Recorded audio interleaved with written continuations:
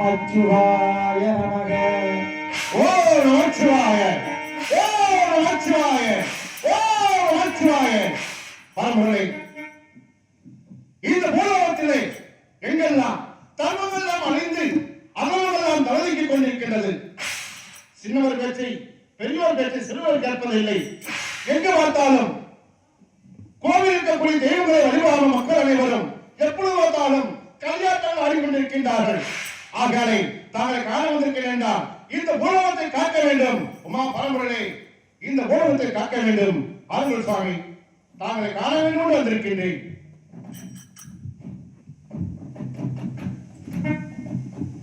வர வேண்டும், வர வேண்டும். மாதவா, மருதுவனா, பார்க்கடலிலே பள்ளி கொண்டிருக்கக்கூடிய பரந்தாமா, 33 தேவர்கள், 44 இமார்கள், கருடே, கம்புடுவர், அத்தனுக்கு பாலர் அனைவரும் கைலாயத்திற்கு வந்திருக்கின்றீர்கள். வந்த காரணம் அறியலாமா? தெரிவித்தீர்கள். யுகங்கள் 4 கிரேதா, திரேதா, துவாபர, கலியுகம் என்று சொல்லக்கூடிய 4 யுகங்கள். இந்த 4 யுகத்தில் 3 முடிந்தது. இப்போது 4வது யுகம் கலியுகம். கலியுகத்திலே மாநிலர்கள் அவதாரத்திருக்கின்றார்கள்.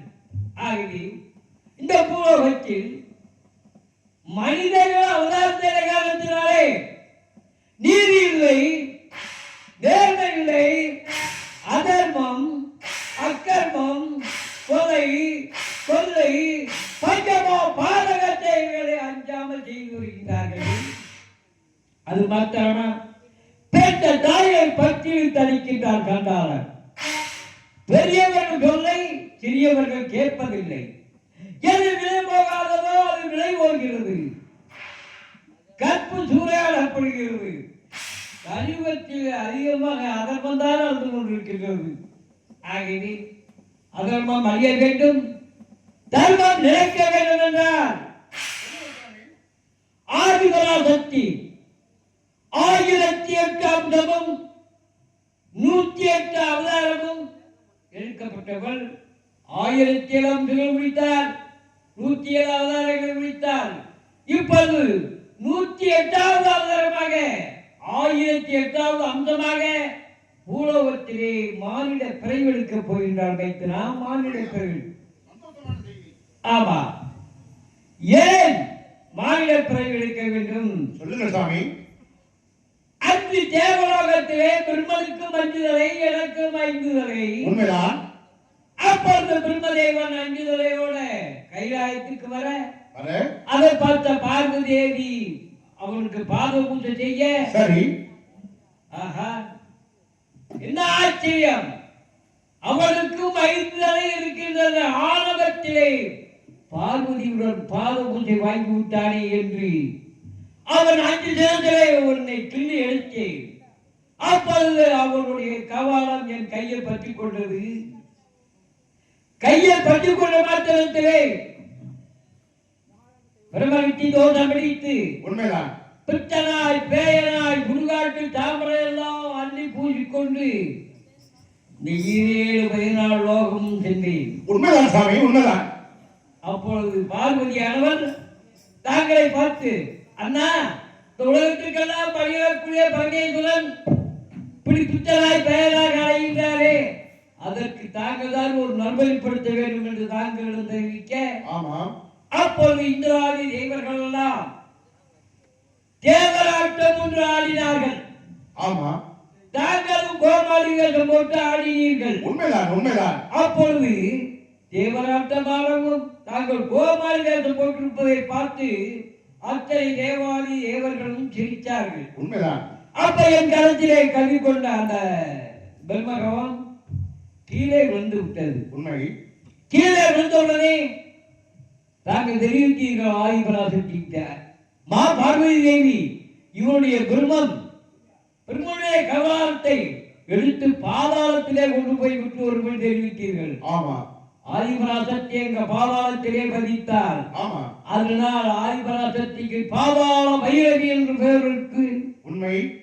அது மாத்திரமல்ல, ஏன் ஆதிபராசக்தி பூலோகத்திலே வைத்தார் தெரியுமா? எதற்காக சாமி? இந்த பூலோகத்தை காக்க வேண்டும். ஆகவே 1008வது அம்சமாகவும் 108வது அவதாரமாகவும் பூலோகத்திலே மானிட பிறவியாக பிறக்கப் போகின்றார். நினைக்கிறான். அப்படியா? ஆம். எங்கு பிறக்கப் போகின்றார்? எங்கே? பாருங்கள் சக்தி சாமி, பூலோகத்திலே மானிட பிறவியாக பிறக்க வேண்டும். எதற்காக சாமி மாநில பிறவியாக பிறக்க வேண்டும்? பூலோகத்திலே அதர்மம் அதிகமாக நடக்கின்றது. அதர்மத்தை அழைக்க வேண்டும், தர்மத்தை நிலைநாட்ட வேண்டும். அப்படியே ஆகட்டும் சாமி. யாருக்கு மகளாக பிறக்க வேண்டும், எங்கு பிறக்க வேண்டும் என்று சொல்லுங்கள். எங்கு பிறக்க வேண்டும், யாருக்கு மகளாக பிறக்க வேண்டும், யார் வெறுக்கின்ற அம்சங்கள் என்ன, அப்படித்தானே கேட்கின்றீர்கள். ஆம் சாமி. பூலோகத்திலே வீர மகேந்திர சாம்ராஜ்யம், வீர மகேந்திர சாம்ராஜ்யத்தை ஆண்டு வரக்கூடிய ஒரு பக்தன் சுவாமியப்ப நாயக்கர் அவர்கள் அன்று கேட்டார்கள், எங்களுக்கு தேவராட்டம் முடிந்தோடனே என்ன வர வேண்டும் கேளுங்கள் என்று.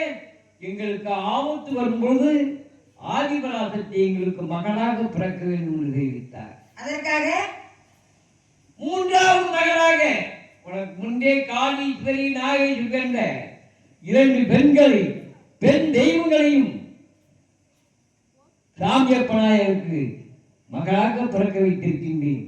நீ 3வது மகனாக சாமியப்ப நாயக்கருக்கு முத்தார ஈஸ்வரியாக முத்தமால் என்ற பெயரோடு சாமியப்ப நாயக்கருக்கு மகளாக பிறக்க வேண்டும். சாமி, 2 பெண் குழந்தை கொடுத்திருக்கிறீர்கள். மீண்டும் எதற்காக 3வது பெண் குழந்தையை கொடுக்க வேண்டும்? நன்றாக கேட்டாய். அணிதினமும் உனக்கு பாவபூஜை செய்கின்ற சாமியப்ப நாயகருக்கு அந்த நாட்டை ஆள்வதற்கு ஒரு ஆண் மகன் கொடுக்காமல் பெண் குழந்தையே கொடுத்திருக்கின்றீர்களே, அதற்கு என்ன? ஆம் சாமி.